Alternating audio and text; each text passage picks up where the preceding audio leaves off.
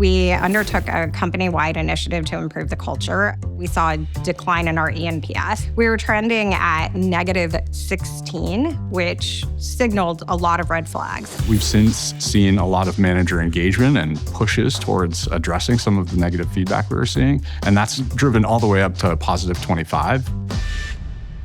What was missing was likely a lack of structure and accountability for managers. HR doesn't own the culture. We need the managers to help drive that. We couldn't expect culture improvement without the leadership demonstrating from the very top what was important. Lattice unlocked for us the ability to make real-time changes and improvements.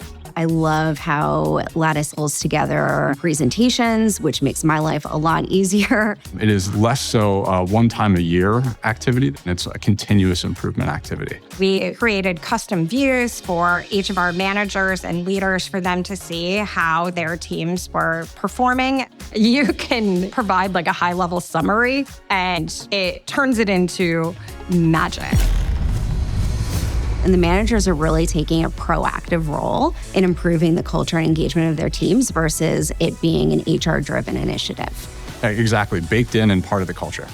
For the managers on my team, they've been a lot more effective in terms of how they can manage their talent. The AI functionality within Lattice allows managers to really focus on doing their day-to-day work and not so much worry about some of the more administrative tasks. We're spotting when people are feeling disconnected from the organization. Being able to act quickly on the things that people care about has been a huge retention play for us. It's not people or AI, it's people plus AI.